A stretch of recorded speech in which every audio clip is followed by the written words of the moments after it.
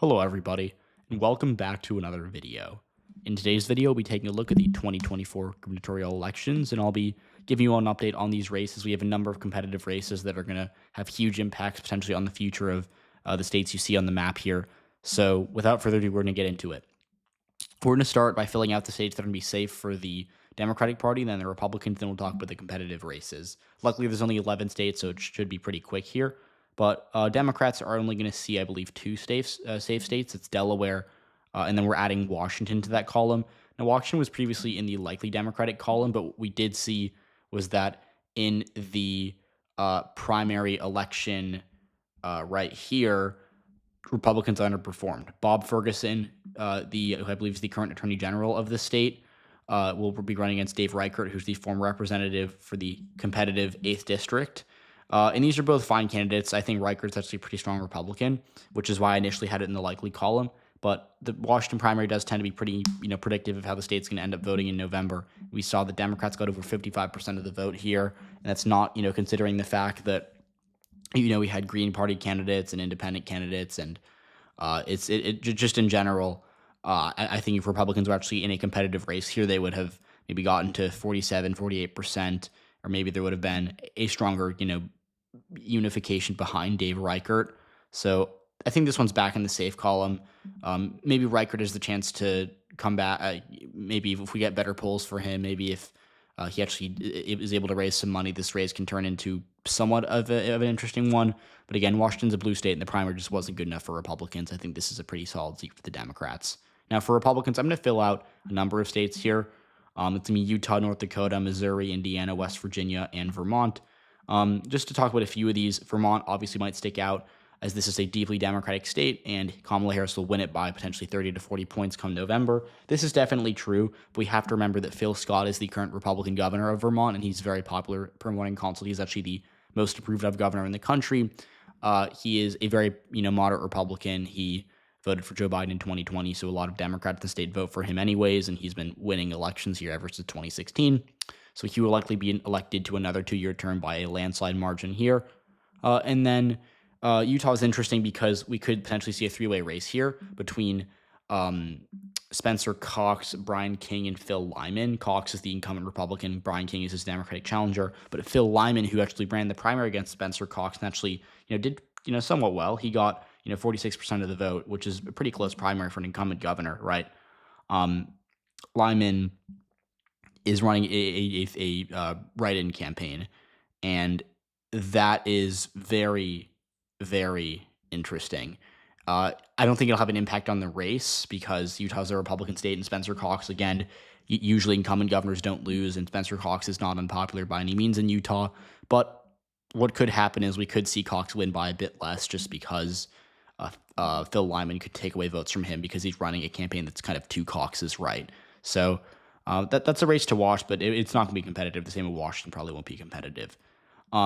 Montana's the last one I kind of want to get out of the way here, which is obviously interesting because, historically Montana has elected Democrats to the governorship, but in 2020, again, this flipped to Greg Gianforte, who beat Mike Cooney, who was actually, a lot of people up to the final months kind of had Cooney winning here, and Cooney was the lieutenant governor of the state, and what we saw was Gianforte won and by a decisive amount. So Gianforte will likely win by a similar amount again. He's not particularly unpopular. Democrats don't really have a good candidate to run against him, but with Jon Tester on the ballot, Democrats are going to have to at least have somewhat of a turnout operation, and we're likely going to see potentially Democratic turnout go up in the bluer parts of the state, so that could lead to a reduced margin for the GOP, plus the fact that Montana is a bit bluer down ballot, so it's kind of more of a caution thing. But realistically, Gianforte will probably win by 12 or 13 points. So that leaves two states here that are interesting. We have New Hampshire and North Carolina. Now, interestingly enough, even though both these states might be interesting, I think one's a lot more competitive than the other. And the state that I think is easiest to get out of the way here is North Carolina. Now, this might be surprising, but I'm going to put the state in the likely Democratic column, and that's because of a lot of new information we've been getting. This has been by far the most polled gubernatorial election between Josh Stein, the incumbent Attorney General, and Mark Robinson, the current Lieutenant Governor. And if we take a look at the polling data, what we see is the Democrats have a clear advantage. Josh Stein, since June has led in every, or since mid-June has led in every poll, and this includes a lot of Republican polls, right? Like, take a look at SoCal, which is not a poll that I'm a big fan of, but Obviously, that's a GOP aligned poll. They have Stein up by 10, Stein's up by 6 in Emerson, which has been relatively conservative on Democrats in the past few years, although, again, this is definitely a nonpartisan pollster. Fox has him up by 11. He's up by 8 in active vote. Survey USA has him up by 14. NYT Siena had him up by 10. That's another high-quality pollster. So, the averages are very good for Stein. He has the money advantage. He's the incumbent attorney general of the state. He's won statewide before. And Republicans, we know, are very nervous about Robinson as kind of someone of an electability problem for them. He's made a lot of controversial statements. He's kind of like a Doug Mastriano candidate where Republicans are really shooting themselves in the foot in what was a very winnable race.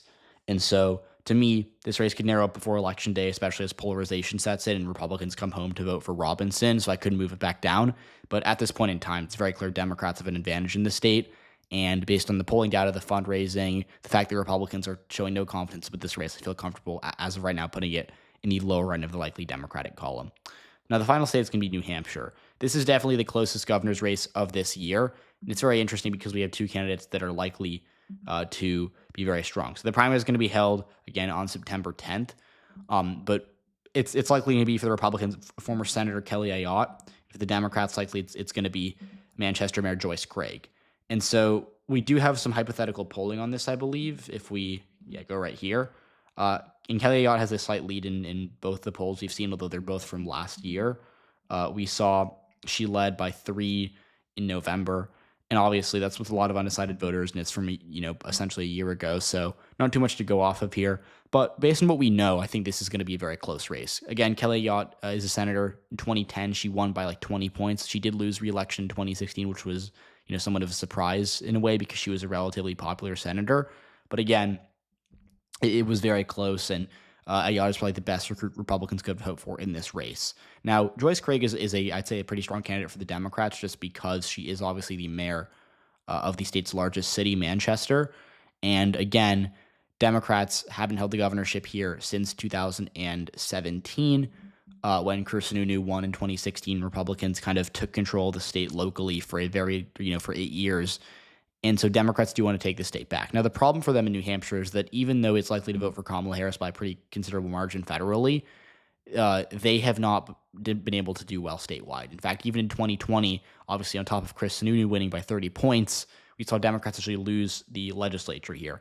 So New Hampshire likes to split its ticket. It really comes down to candidate quality. I want to get more polls, but right now, I give the slightest of edges to Kelly Ayotte, who probably knows how to run a statewide campaign better than Joyce Craig. She's more well-known to people in New Hampshire. And again, New Hampshire, they've elected a Republican governor every election year since 2016. It's kind of like how Montana used to vote for Democrats, locally and Republican federally. New Hampshire, I think, even though Democrats should have no problem holding both House seats and Kamala Harris could win here by 7 or 8 points, Kelly Ayotte maybe the slightest of favorites in the governor's race. So that's where I am right now. No state changes, but we have seen some significant rating changes in the benefit of Democrats in both Washington and North Carolina. And so these races, I think, by far the two closest are going to be North Carolina and New Hampshire. But we'll wait and see. We'll get more polling, hopefully, especially from New Hampshire and North Carolina. It does look like Republicans have a bit of a problem there with Mark Robinson as their candidate. But let me know what you all think. Tell me if there's any results you disagree with. Comment down suggestions for future videos below, and I'll see you all next time.